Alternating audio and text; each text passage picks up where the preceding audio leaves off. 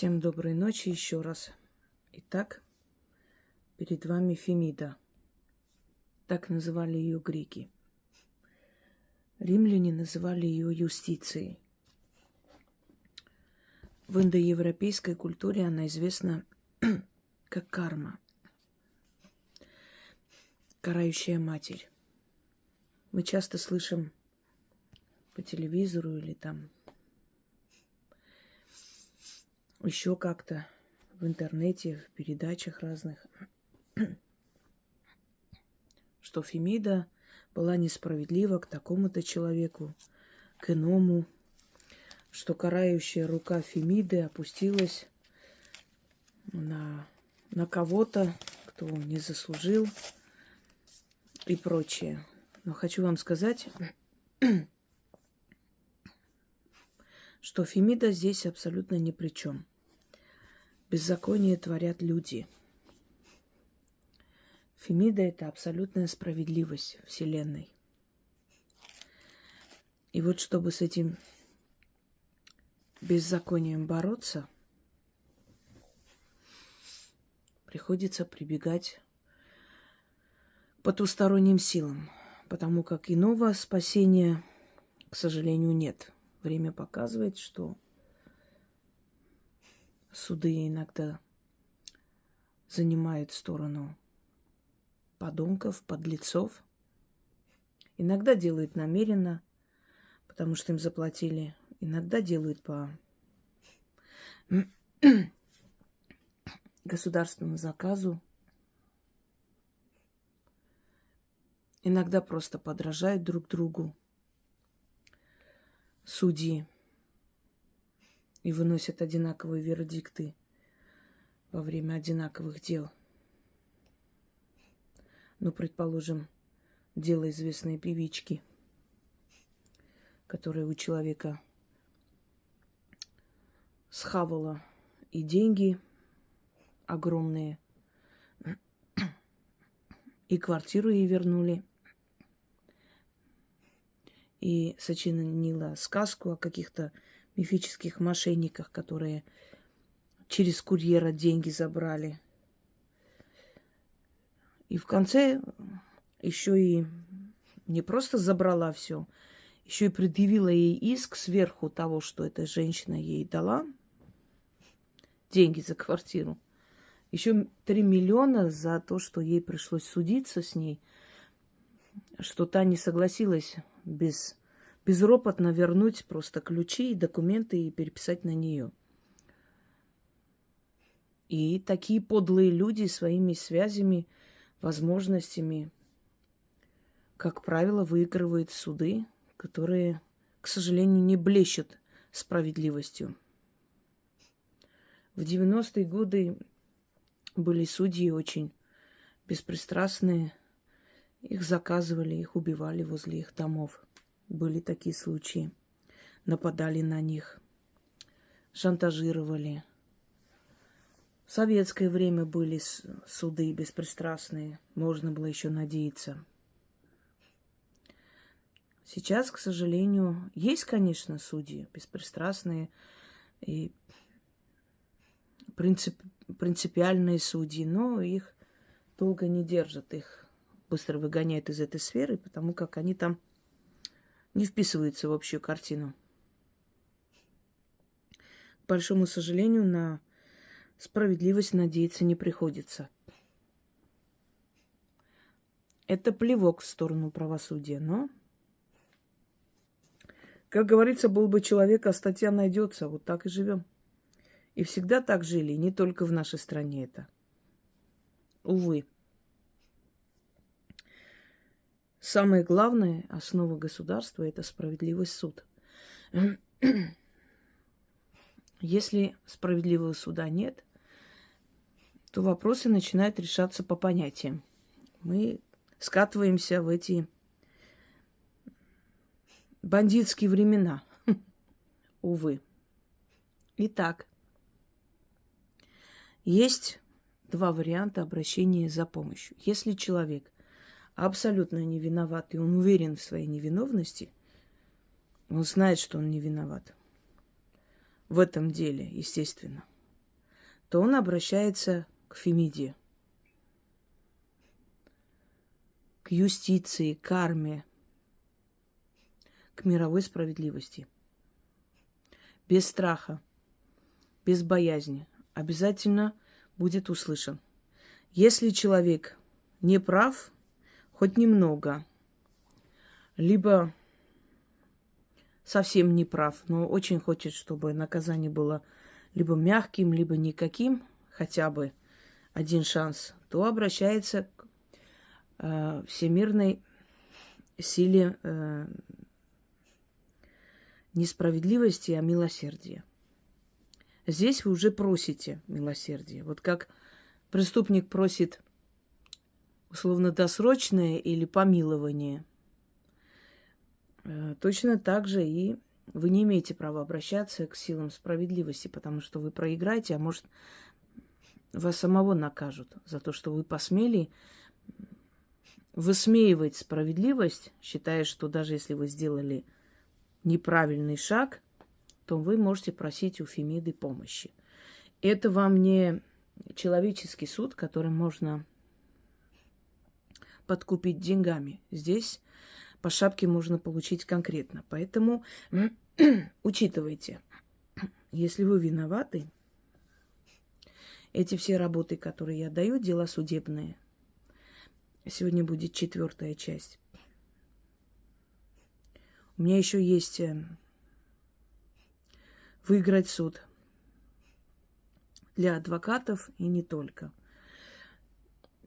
Огромное количество работ от преследований властей, от казенных людей, от судьи, от суда и так далее, и так далее. Это все тоже можно в совокупности, в комплексе провести. Но вот эта вот серия работ, дела судебные, они нацелены именно на суд. Выиграть суд, либо прекратить преследование. Одним словом, бороться и своими силами, и своими знаниями, и с помощью сил мироздания. Значит, первое.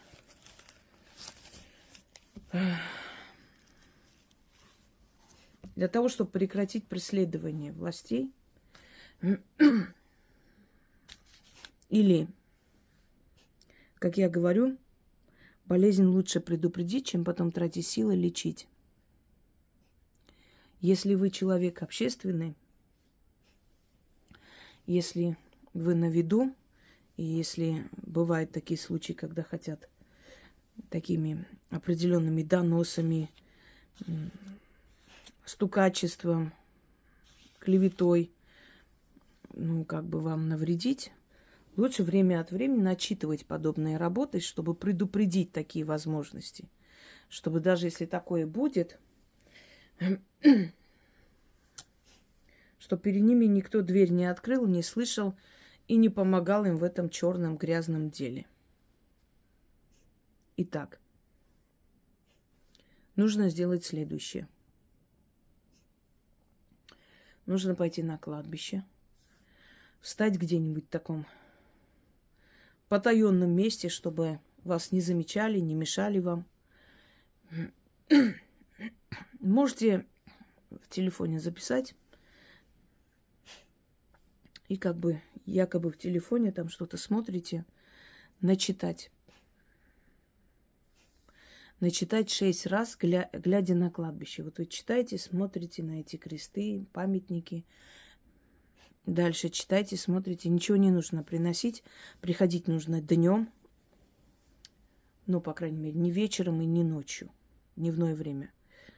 Вы связываете одну истину с другой истиной. Один догмат с другой. Вот как мертвые не встанут, как мертвые не пойдут, так и такие мне не навредят. Мертвые же не станут. Все. Их плоть уже слилась воедино с землей. Многие уже истлели, от них одни кости остались. Как бы там ни было, если человек умер, он умер. Все. Значит, они не встанут и не пойдут своими ногами. Все правильно. Точно так же как они не станут и не пойдут, также и определенные власти вас не будут преследовать. Здесь, значит, немного в современном стиле составлен заговор, потому как мы живем в 21 веке, и сейчас уже не казенные царские люди или княжьи слуги. Сейчас суды, следователи, прокуроры и прочее, прочее. И вот нужно перечислять всех этих людей, их должностей, которые к вам не должны подходить никогда. Итак, идете на кладбище, ничего не нужно говорить вначале, ничего не нужно говорить потом. Но когда вы выйдете из кладбища, не сядете в машину, поедете куда-нибудь или, наверное, в такси сядете. Но если это кладбище находится, скажем, посреди города, можете пешком добраться до ближайшего магазина, например, что-то там купить или зайти, посмотреть, выйти и вызвать такси или со своей машины выйти, зайти, потом обратно сесть в машину и поехать. Из кладбища, неважно, вы просто посетили кладбище или там ритуал делаете, никогда нельзя напрямую ехать домой или идти. Не открывать смерти дорогу от кладбища до вашего дома. Обязательно нужно куда-нибудь зайти до этого. После чего только заходить домой. Итак, говорим этот заговор 6 раз и уходим. Если вы время от времени это будете делать, вы заметите, что от вас просто отстанут, либо, не возымеет эффекта все старания ваших недругов. Заговор следующий. Мертвые своими ногами больше не пойдут. Руки свои не поднимут. Зубами не укусят. Руками не помашут. Так и старший чин, и младший чин, и судья, и следователь, и прокурор. Все, кто носит мундир, кто судит и карает, навеки обо мне пусть забывают. Мертвеца не судят и не сажают. Мертвеца хоронят и в земле оставляют. А меня на воле оставляют. И всякие власти про меня навеки пусть забывают. И весь мой век на воле мне жить. Как я сказала, так тому и быть. Заклинаю. Слова простые, но они обладают огромной силой. Запомните, подобные работы, особенно с кладбищем,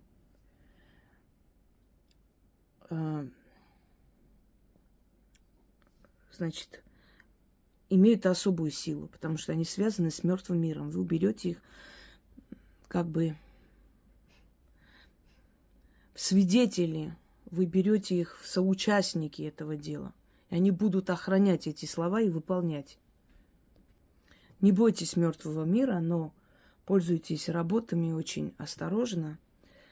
Не злоупотребляйте и берите всегда у мастеров, которые проверенные, о которых вы знаете, чьи работы вы уже делали и уверены, что они не навредят. Просто нельзя тоже хватать всякое, связанное с кладбищем, и проводить. Если в моих работах сомневаетесь, значит, пока откладывайте, пока не будете уверены. Мертвые своими ногами больше не пойдут. Руки свои не поднимут. Зубами не укусят. Руками не помашут.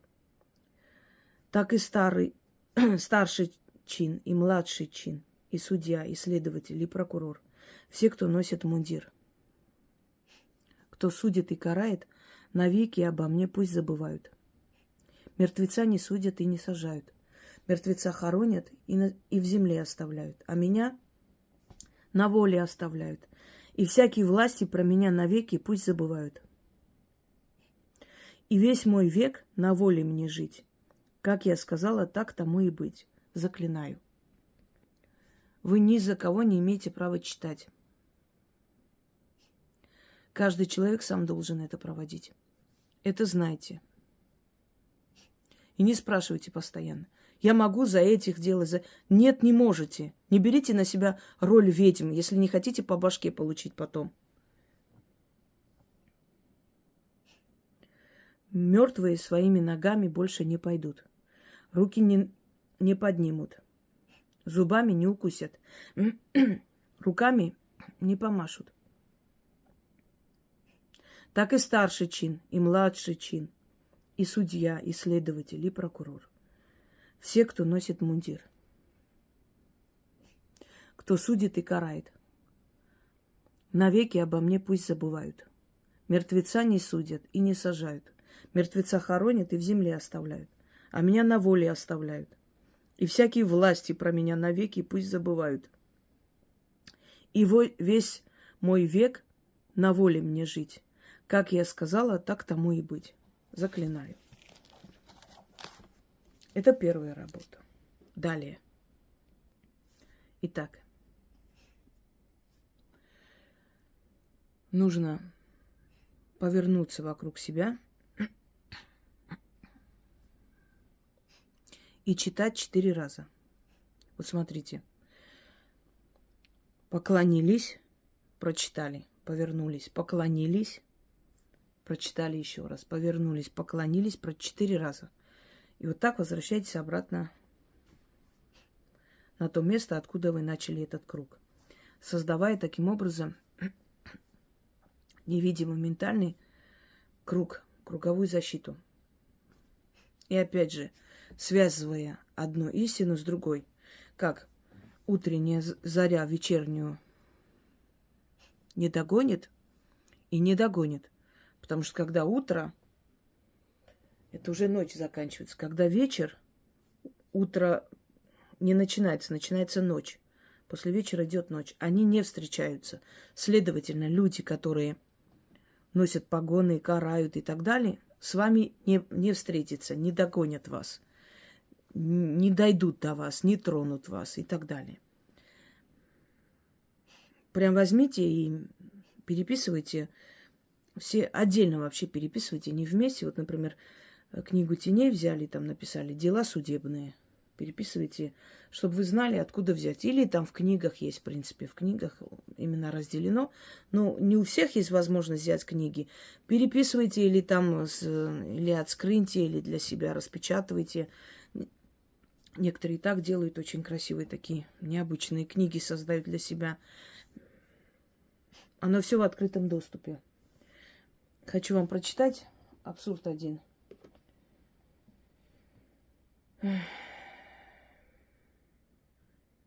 Которые написали определенные аферюги.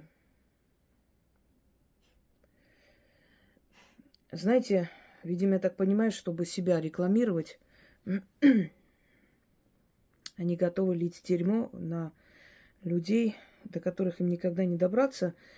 Ну, что меня особенно возмутило здесь, сейчас кое-что. Полнейшая чушка. Даже не хочу называть вам этот сайт. Этих сайтов дофига. Они там себя хвалят, восхваляют. Значит,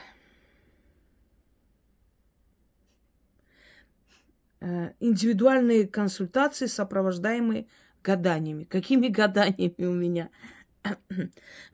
Как подло просто люди. Сколько есть грязных людей просто. Ну, и души грязные. Фу. Дальше. Значит, продажа талисманов. Никаких талисманов никогда не было. Я первый противник этого всего. Но подлые люди это пишут. Значит, практика работы с учениками отсутствует. Поэтому я не настоящая ведьма. Что я вот какие-то аферистические школы не открываю. И не дурю людей, говоря о том, что я всех научу, значит, я не ведьма настоящая, понимаете? Вот они-то ведьмы. Вот отсутствует работа с учениками. Дальше. Что еще? Об услугах и стоимости нету информации. Это не базар-вокзал. Я могу кому-то назначить какую-то плату, кому-то помочь просто так, а кто-то сам благодарит, я сама решаю. Это не базар. Тут не трусы и лифчики продаю, чтобы я услуги. Причем услуги я не оказываю. Услуги на трассе стоят, оказывают. Кое-кто. Ведьмы не оказывают услуги. Услуги от слова услужение, служить. Я не служу никому. Дальше. Несмотря на активное присутствие в соцсетях, большое количество подписчиков, Инга Хусроева отказывает в обучении учеников. Дальше. Самое интересное, что она не дает конкретные сведения о ее образовании, в каких местах проходило обучение магии. Вы представляете, какие примитивные приматы просто. Я поняла, то есть мне нужно развесить диплом, как все эти аферистические магуйки, шаромышки, брать каких-то учеников, какие-то школы открывать, людям что-то пообещать, какие-то марафоны открывать. Короче, надо дурить народ, чтобы быть настоящей, по мнению вот этих существ. Это просто, уму непостижимо. То есть я не говорю, где я научилась, самое интересное. Ну, здесь несколько фигни написано, что я ей гадала, что-то сказала, что какого-то мужика верну, как обычно. Как можно больше пытать. Никто не доверяет таким соцсетям никогда, нормальный человек. Но в любом случае. И самое главное, что запрещает брать свои работы бесплатно. Если бы я запрещала брать свои работы бесплатно, шаромышки, я бы не выставляла их на всеобщее обозрение в свободном доступе. Я бы их продавала отдельно или как-то по-другому. Вы понимаете, кто это вообще? Это все отдано вам даром. И плачу я своим здоровьем и много чем еще за то, что раскрываю эти тайны и даю людям возможность помочь себе, насколько это возможно раскрыть на самом деле. Это тоже запретный плод. Вы не думайте, что это все можно вот так прям отдать. За это кто-то должен заплатить. Плачу я. Но просто это то, что можете вы провести. Это то, что не относится к совсем темным дебрям. Вот поэтому я и дарю. Это безопасно для людей, зато очень сильно помогает. Но платить буду я своей жизнью и здоровьем. И много чем я уже заплатила. Я думаю, вам говорить не нужно, вы и так это знаете. Но каковы эти шаромыги? Я не могу. Значит, учеников не берет, школы не открывает, марафоны не запускает, запрещает брать свои работы бесплатно, гадает на женихов. Ну какие же вы скоты, тьфу на вас. Да не будет у вас ни успеха, ничего.